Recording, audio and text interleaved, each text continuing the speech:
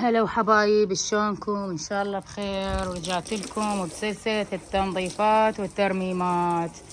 مثل ما قلت لكم من بعد الترميم هواي سوالف صارت عندي لازم اغسلها وارتبها. فهاي غسلت الزوالي مالت الصالة، وهسه شغلات المطبخ لين تعرفون المدارس ما بقالها شي، والشتا هم ان شاء الله على ابواب ما بقاله شي، كله بالزايد شهر ونفرش. فقلت لازم اخلص هذه الاشياء المهمة، ما طول الشمس بعدها قوية. فشوفوا لي الحوش اليوم نويت والنية لله ارتبه وانظفه مثل قبل. تمام، خلوني هسه اغسل الموكيت، هذا الكاربد مال المطبخ.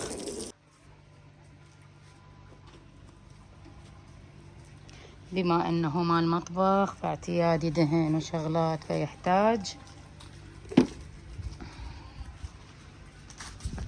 تايت هواية. هل بس انقعهم شوية وابلش بالغسل. ان شاء الله تعجبكم هيك فيديوهات. انا بصراحة اليوم بما انه راح التهي بهذه الاشياء وما راح يصير عندي مجال، فراح اسوي غدا، راح يصير هو غدا هو عشاء. ايش راح اسوي؟ تمن عدس عراقي، بما انه ما منزلته قبل على القناة وما مسوية لكم اياه، فراح اسويه اليوم. تمام، خلي هسه اجلف.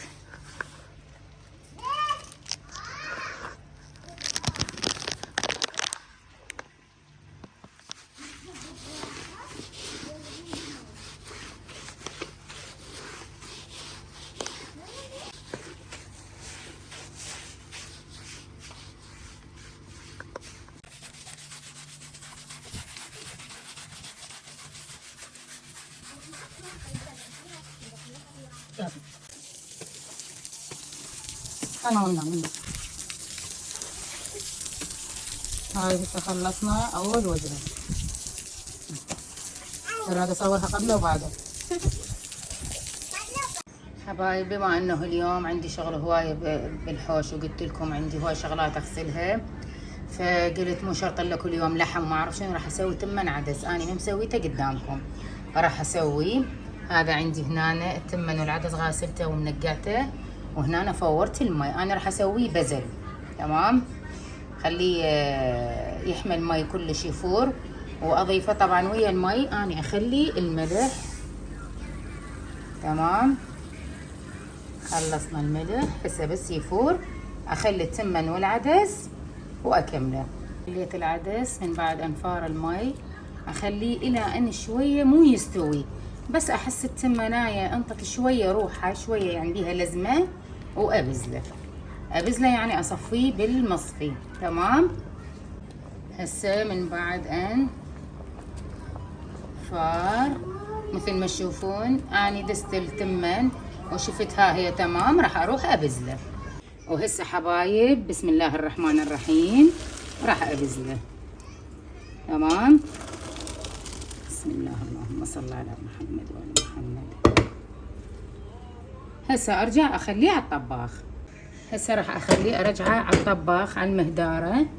تمام، هاي بس اقلبه شويه واغطيه واتركه الى ان يتهدر.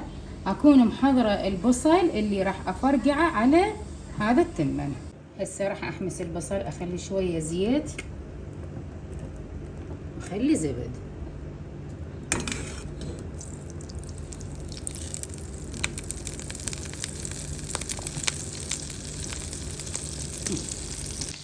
هسه اخلي البصل هسه بس يشوقر على قولتنا بالعراقي، يصير لونه ذهبي.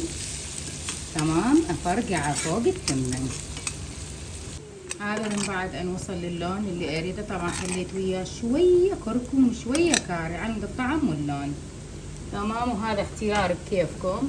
هسه راح اضيفه فوق التمن.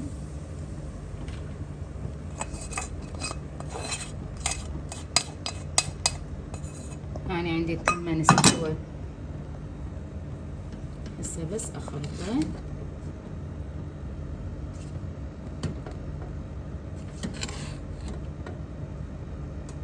وهن اهدره واكمل اشوفكم شلون شكله صار.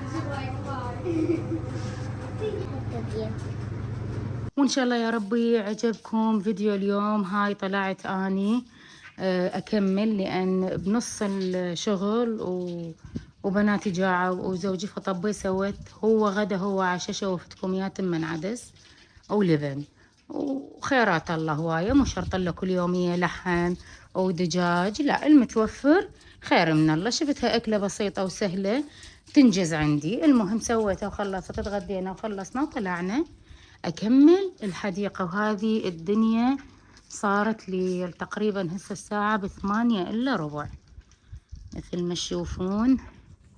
ليلت حيل الدنيا. تمام، إن شاء الله يا ربي يعجبكم الفيديو اليوم. فيديو بسيط مثل أي عائلة عراقية بسيطة حبيت أشارككم يومي.